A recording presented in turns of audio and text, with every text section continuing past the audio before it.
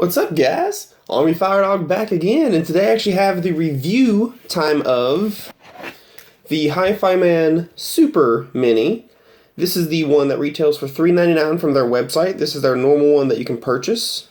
And then their brand new Megamini. This is the one that's currently on Indiegogo as of the time of this recording.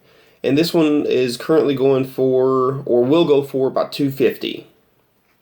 So a lot of parts of this review are going to be very similar between the two. That's why I decided just to combine them into one video instead of separating them into two, because they are very, very similar, just a couple differences between the two. Now, if you are some of those who read the written reviews I post on HeadFi, then you'll notice I did have to make two separate reviews, but I did link each one to the other in the same reviews and even said that they're very similar. Now, let's continue. So I'll start with the Megamini first. So, between the two, aesthetically speaking, I actually really enjoyed the Megamini the most. I just really enjoyed the aluminum finish and the actual, I guess, sharp look on the sides instead of just a flat finish. I just really enjoyed that. And as always, I like to start with the construction. So, starting from the front, right here you have your back, or go back, your previous or rewind, your next or forward, and then your select, play, and pause button. On the right side, you have your volume up and down, and then on the left side, you have your power button. There's nothing on the top, it's just a slick finish on the top. On the bottom, you have your aux input, your micro SD card slot, which is up to 256 gigabits, and then your micro USB for charging, syncing, and updating. The overall construction of the Megamini is wonderful. It's absolutely wonderful. It's solid aluminum. It's very, very lightweight, but yet I feel there's no give in this whatsoever. So I think if you were to accidentally drop it, I'm fairly confident that it ain't going to be broken. It might be scratched. Aluminum does scratch, but you're not going to have a ruined DAP. I would, however, take care of the screen, because this, I don't know if it's Gorilla Glass. I think it's just standard, because nothing on the website or the Indiegogo page mentioned like super strong glass or something. So I would take care of this. They make mini third party cases. I would recommend getting one of those.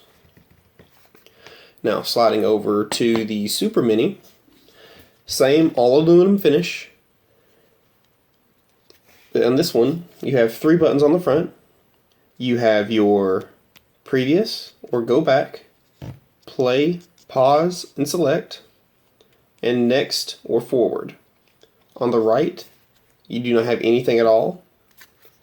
Same for the top. And then on the left, you have your volume up and down, your go back, and your power button.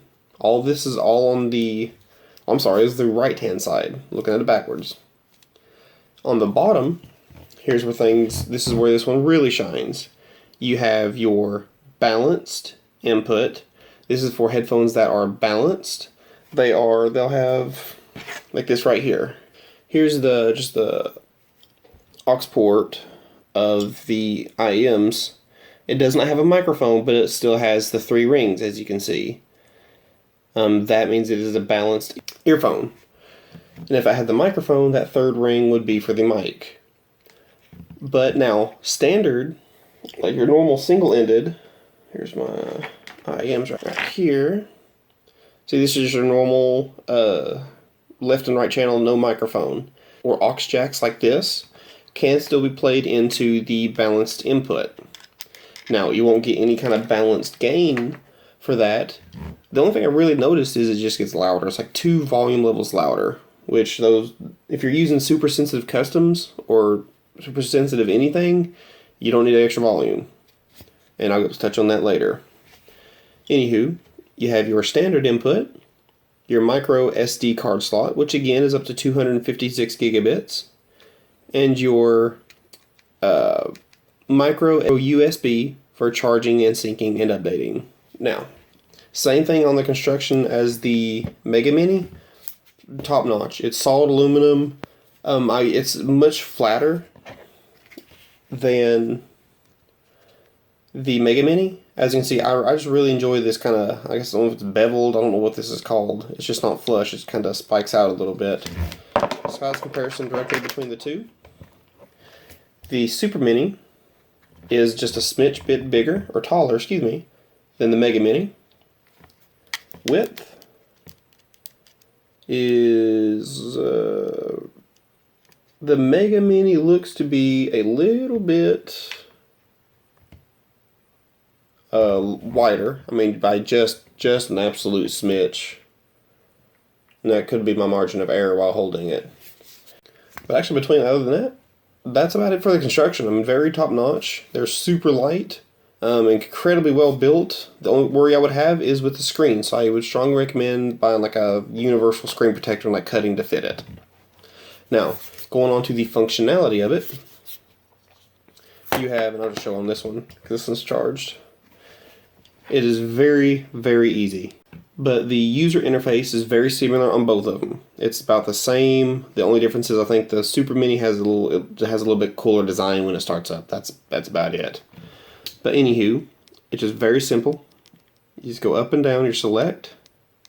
So I'll just go right here, select button. So that's what's now playing. You can go to the next song. Then you can go back. It does take a second. It's not an immediate notice. You have to hit it, wait a second, then hit the next one. So I'll go back again, and let's go to All Files is the next one down, which is File Explorer. This is what I really, really, really enjoyed. Is the file it kept how I sort my music. I put folders inside folders. I have like the artist, then what CDs they have, and then it's their songs. So let's go with, here you go, Dr. Chesky. There's a popular one. So I will select the artist. I don't know how well my camera gets this. But I'll select the artist. Here's all the CDs I have of him. Then I select one of the CDs, and then here's the songs. I really enjoy that.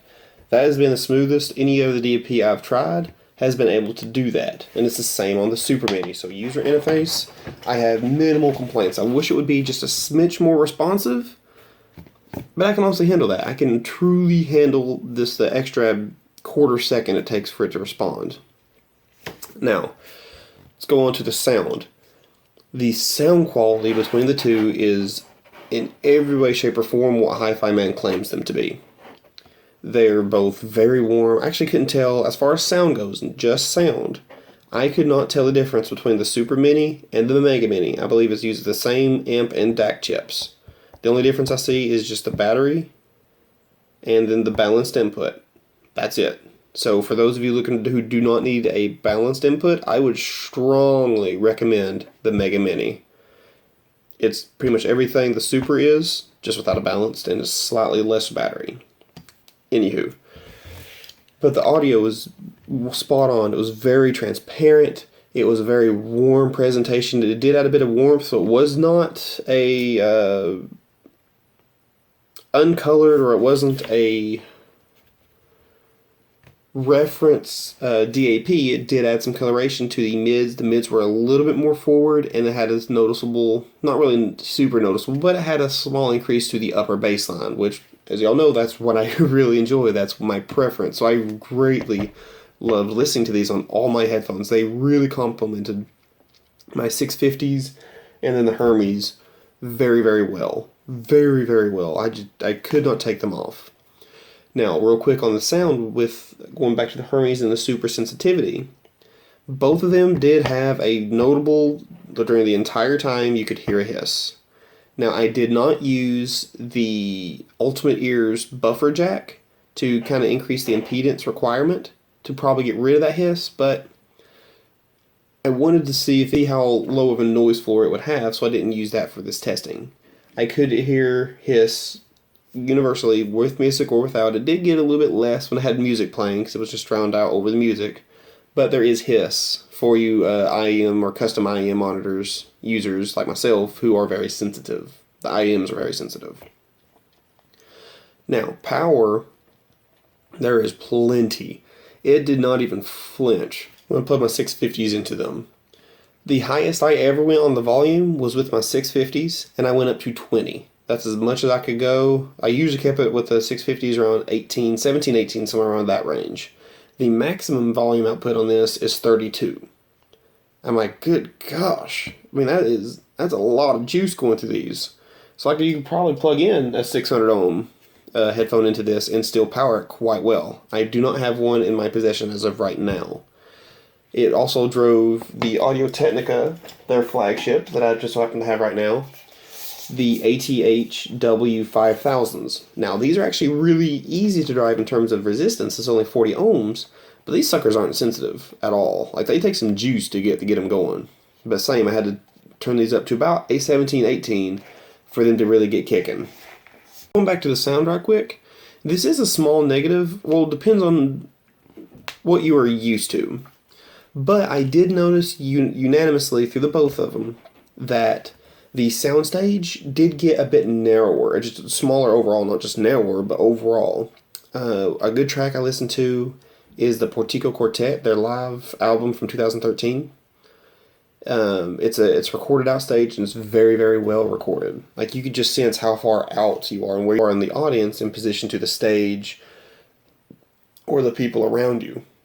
There's actual people talking all around you, and you can usually pretty easily hear conversations or generally what they're talking about.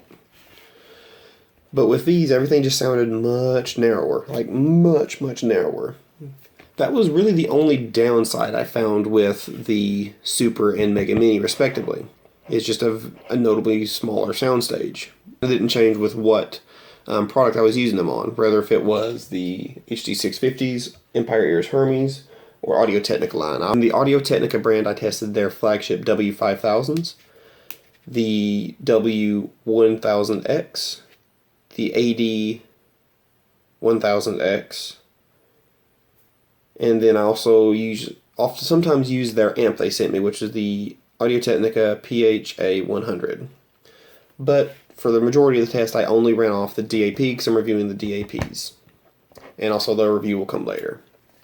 So those are the products I used. That's it for the sound and the construction to it. Functionality is great.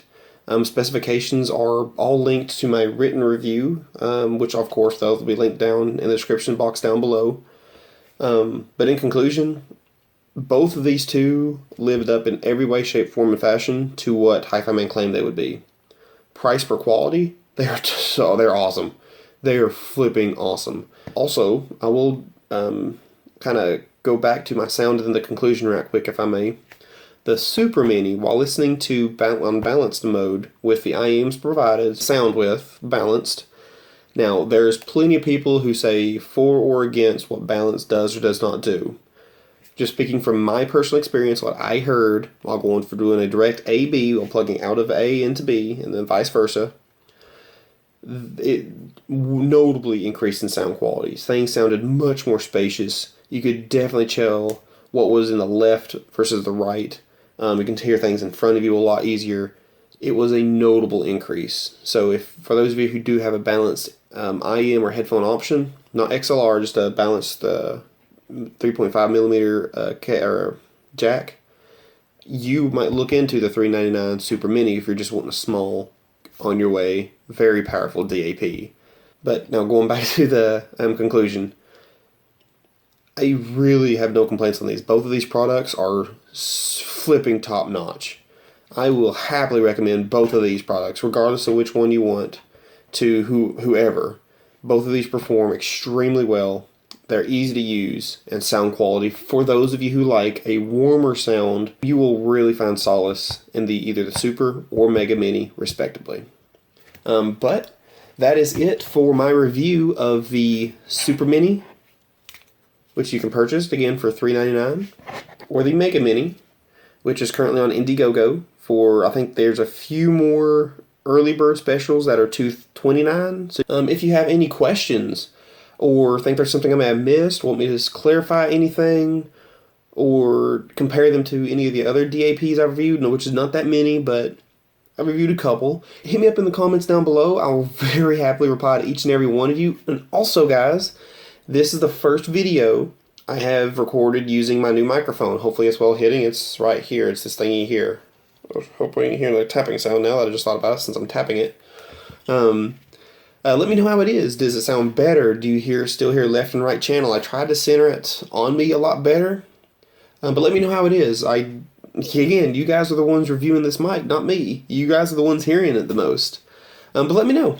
As always, guys, my name is Army-Firedawg. It has been a pleasure. But most importantly, everybody, please stay safe.